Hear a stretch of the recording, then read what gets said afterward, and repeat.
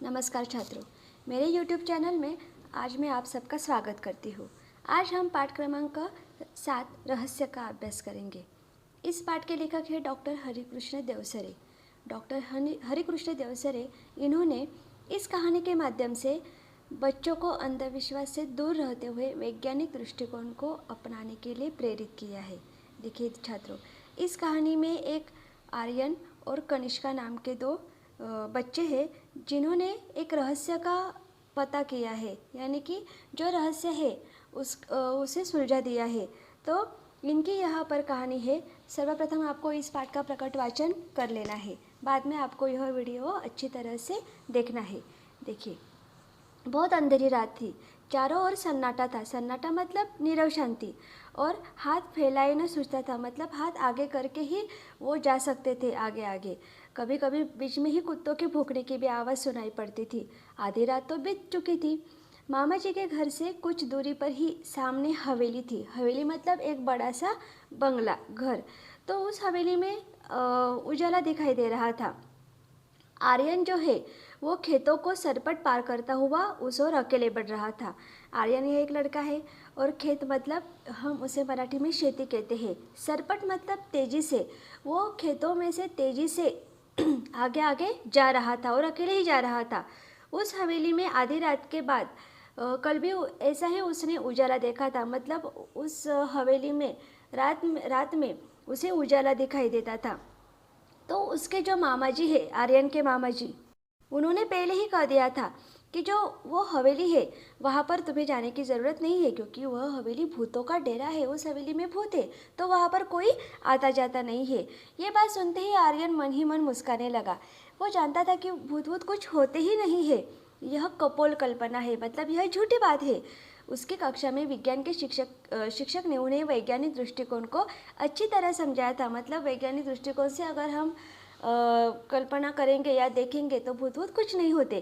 तो रहस्य इसमें ज़रूर है, ऐसा उसे पता था। तो उससे उस रहस्य का पता लगाना था, तो यह उसने बात अपने मन में ठान लिया। ठान लेना मतलब निश्चय करना, यह एक मुहावरा है। तो मामा जी ने उसे ऐसे भी बताया था कि इस हवेली में पिछले 10-15 सालों से कोई रहता ही नहीं है। पहले उस हवेली में एक ज़मींदार का परिवार रहता था, लेकिन ज़मींदार का परिवार ख़त्म हो गया, मतलब एक एक परिवार, उस परिवार के एक लोग मर गए हैं, और अब उस तरफ कोई आता जाता भी नहीं है। तो एक बार एक घिसू नाम का आदमी वहाँ पर गया था। बेचारे का इतना बुरा हाल हुआ था कि वो 3 महीने तक खाट पकड़े रहा।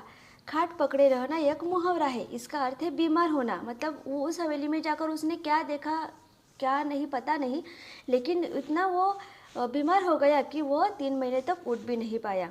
फिर आर्यन करवटें बदलता रहा। करवटें बदलना यह एक मुहावरा है, इसका अर्थ होता है बेचैन रहना। वो बेचैन हो रहा था, उसे नींद नहीं आ रही थी। आधी रात फिर उसने उठकर उस छत से उस हवेली को देखा, लेकिन वहाँ पर आज भी रोशनी थी।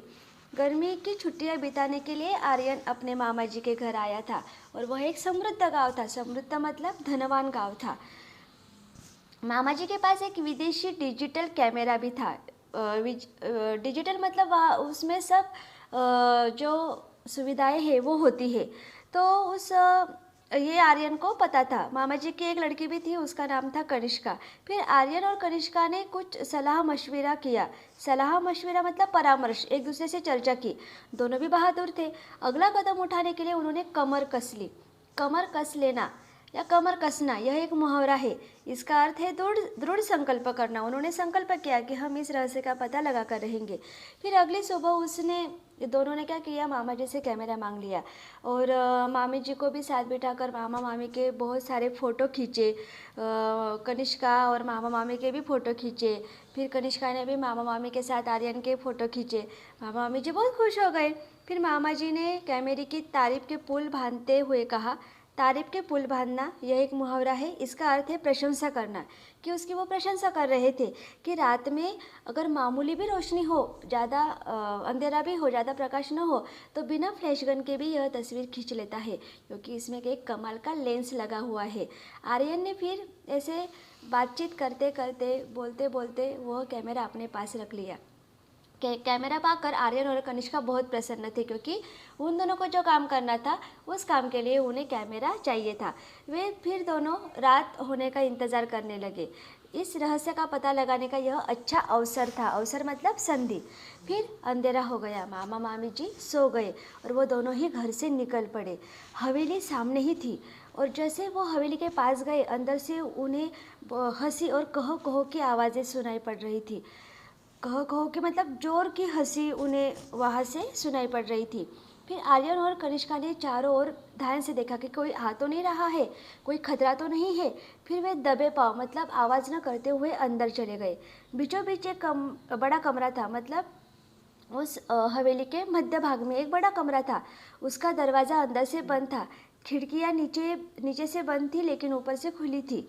फिर बड़ी सावधानी से आर्यन ने अंदर झाँक कर देखा। वो किसी पर वहाँ पर खड़ा रहा होगा और उसने अंदर देखा तो वहाँ पर हट्टे कट्टे मोटे तगड़े बड़ी बड़ी मूँछों वाले कई लोग पगड़ी बांधे बैठे हुए थे। मतलब उनकी वो बहुत हट्टे कट्टे थे। वो ऐसे बड़े बड़े थे, उनकी मूछें बड़ी बड़ी थी और सर पे पगड़ी मतलब एक जो रुमाल या रुमाल का जो कोई बांधते हैं उसे पगड़ी कहते हैं।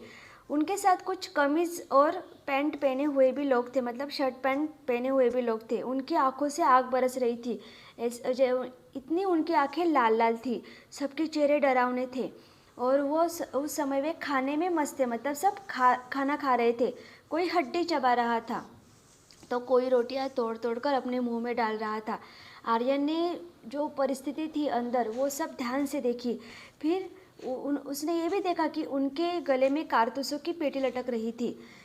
मतलब जो बंदूक में लगती है गोलियाँ, वह गोलियाँ उनके गले में थी और बंदूकें तलवारें भी उनके सामने या आजू बाजू रखी हुई थी।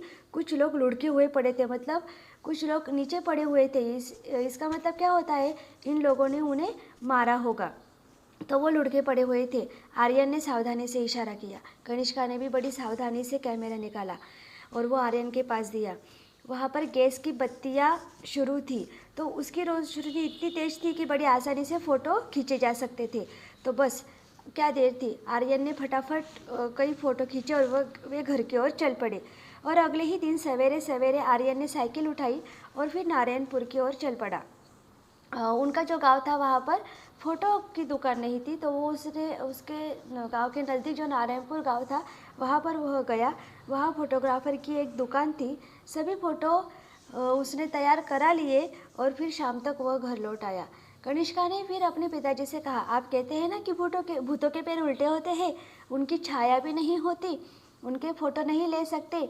लेकिन कल रात हम भूतों के डेरे पर गए थे, मतलब उस हवेली में गए थे और वहाँ पर हमने कुछ फ़ोटो लिए हैं, ज़रा देखिए। तो फिर उन्होंने वह फ़ोटो पिताजी को दिखा दिए तो वे परेशान हो उठे, क्योंकि इन दोनों ने ऐसा खतरनाक काम करना उन्हें बिल्कुल भी पसंद नहीं था। फ़ोटो देखकर तो उनकी आंखें खुली की खुली रह गई। आंखें खुली की खुली रहना यह एक मुहावरा है, इसका अर्थ है चकित रह जाना।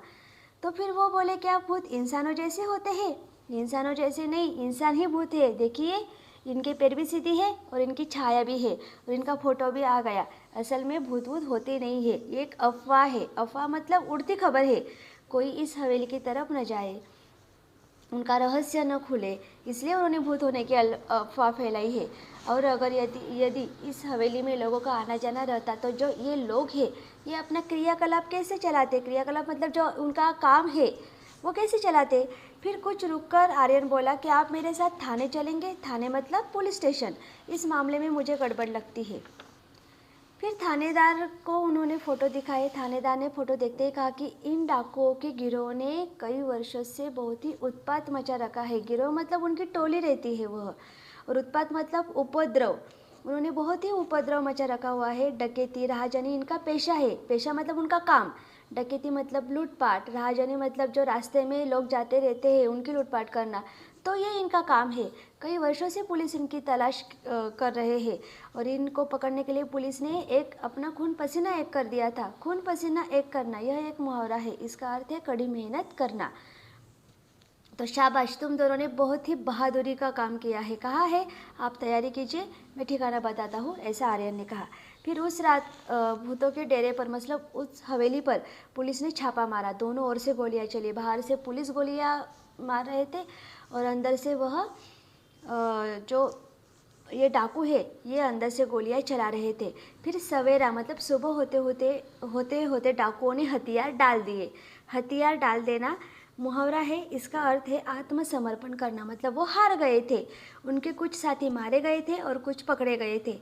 फिर गांव वालों ने हवेली में ये जो बसे भूत है ना वो देखे तो वो भी चकित रह गए।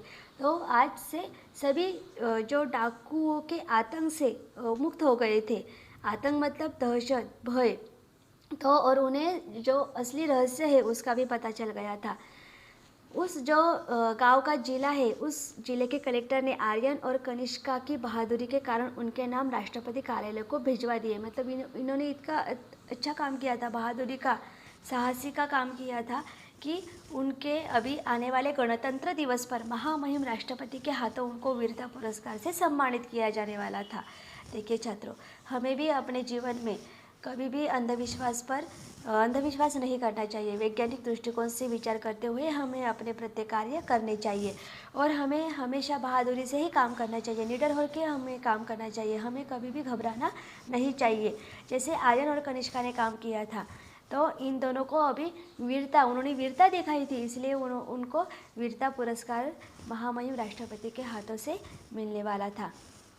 तो इस पाठ में अब हमें वैज्ञानिक दृष्टिकोण का महत्व समझाया गया है और अंधविश्वास न करते हुए ये जो अफवाह है इस पर विश्वास न रखते हुए हमें जो अपने कानों से सुनी है, आँखों से देखी है, इन्हीं बातों पर विश्वास करना चाहिए। ये हमें समझ में आता है। तो देखिए छात्रों, आपको यह वीडियो अच्छी तरह से देखना है और प्रकट वाचन कर लेना है। मैं आशा करती हूँ कि आपको यह पाठ समझ में आया होगा। अगर आपको यह वीडियो अच्छा लगे तो ज़रूर लाइक, शेयर और सब्सक्राइब कीजिए। धन्यवाद।